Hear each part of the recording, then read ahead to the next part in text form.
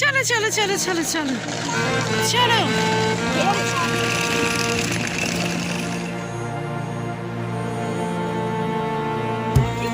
তুই কি ফুলগুলো নিয়ে বসে আছিস?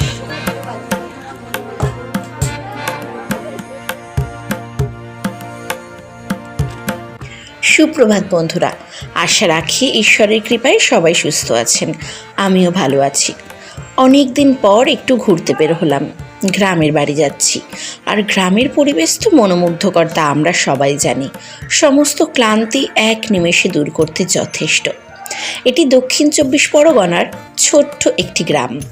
ছোট্ট হলেও সৌন্দর্যে মন কাড়বেই। চারিদিকে পুকুর, সবুজ গাছপালা, গরু বাছুর, এক অপূর্ব দৃশ্য। আর এই দেখুন আপনাদের আভা মামা, সে মোটেই হাঁটবে না, সারাক্ষণ শুধু আমাকে কোলে নাও আর কোলে নাও। দুধারে চাষের জমি, মাঝখানে পিচ ঢালাই রাস্তা।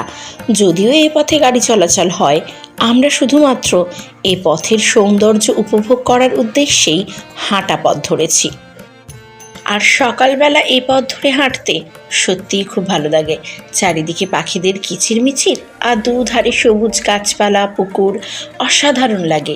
এই উপলব্ধি যারা গ্রামে থাকেন বা গ্রামে কখনো বেড়াতে গেছেন, তারাই একমাত্র উপলব্ধি করতে পারবেন।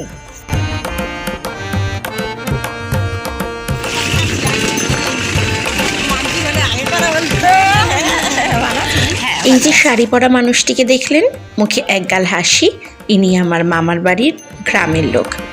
আজ থেকে প্রায় 7-8 বছর আগে দেখা হয়েছিল, তাই আনন্দে আমাকে জড়িয়ে ধরলেন। জানেন, গ্রামের লোক ঠিক এমনই হয়। কে আপন কে পর এসব বিচার তারা করে না। ভালোবাসাই প্রকৃত ধর্ম, এমন বিচারই তারা করে। আর এই যে, এটা আমার মামার বাড়ি। আজ এখানে একটা ছোট্ট অনুষ্ঠান আছে। কিসের অনুষ্ঠান তা আপনারা ব্লগটা দেখলেই বুঝতে পারবেন। আর আমরা সেই উদ্দেশ্যেই চলে এসেছি মামার বাড়ির পুকুরের পাশে। পুকুরের পাশে খুব সুন্দর সুন্দর গাঁদা ফুল গাছ হয়েছে, আর সেখান থেকেই বেশ কিছু গাঁদা ফুল তুলে নিচ্ছি। আর ওই যে আমার দিদা, তিনিও সেখান থেকে বেশ কিছু ফুল তুলে নিতে ব্যস্ত। ফুল তোলার ফাঁকে দেখি মামাদের পুকুর পাড়ে একটা বেগুন গাছ হয়েছে, আর তাতেই এই বেগুনটা হয়েছে। সেখান থেকে বেগুনটা তুলে আমরা আমাদের ফুলের ঝুড়িতেই রেখে দিয়েছি। আর এই যে আপনাদের আভা রানী,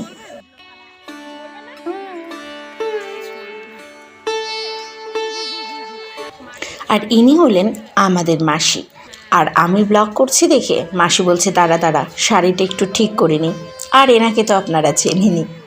আচ্ছা, এবার চলুন মামার বাড়ির দিকে। আপনাদের সঙ্গে পরিচয় করিয়ে দিই, আমার ছোট্ট বোন। তুই কি ফুলগুলো নিয়ে বসে আছিস? এগুলো খারাপ ফুল তো। তোর নামটা বলে দে। রাইমা সাপুই। কোন ক্লাসে পড়িস? ও রে বাবারে, কি ভালো মতো করে উত্তর দিচ্ছে দেখ। আর এই হলো সেই বিশেষ পর্ব, যার জন্য আমি অপেক্ষা করেছিলাম, আর আপনাদেরকেও এতক্ষণ ধরে অপেক্ষা করিয়ে রেখেছিলাম। আমার ভাই বউয়ের সাধের অনুষ্ঠান। আমি, দিদা, একে একে সবাই মিলে আশীর্বাদ পর্ব শেষ করেছি।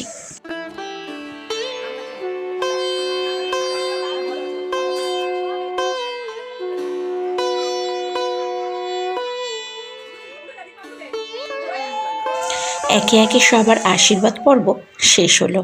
এবারে ওর খাওয়ার পালা। ও এখানে খেতে ব্যস্ত। আর চলুন ততক্ষণ আজকের আয়োজনটাতে কী কী তা আপনাদের সঙ্গে শেয়ার করি।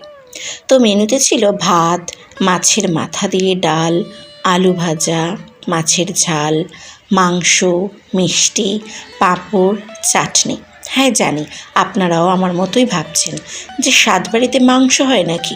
আমাদেরও সাতবাড়িতে মাংস হয় না, কিন্তু গ্রামে তো অনেক রকম নিয়ম থাকে, যেটা আমারও ঠিক জানা নেই। তো আজকের যার স্বাদ হয়েছে তাকে মাংস দেওয়া হয়নি, কিন্তু গোটা গ্রামবাসীর জন্যই সেদিন মাংস পদ ছিল, তাই এই মেনু ছিল। এতটাই ক্লান্ত ছিলাম যে খাবার ভিডিও আর তোলাই হয়ে ওঠেনি। যাই হোক, খাওয়া দাওয়া শেষ করে চলে গেছিলাম বাগানে। সারি সারি টমেটো ফলে রয়েছে সেখানে, অসম্ভব সুন্দর লাগছিল বাগানটিতে। আচ্ছা, এই পরবর্তী বাগানের ভিডিও নিয়ে এবং পুরো গ্রামের সৌন্দর্য নিয়ে নেক্সট ভিডিও আনতে চলেছি। তাহলে আপনারা আমার সঙ্গে থাকবেন, ভালো থাকবেন, সুস্থ থাকবেন ও আনন্দে থাকবেন।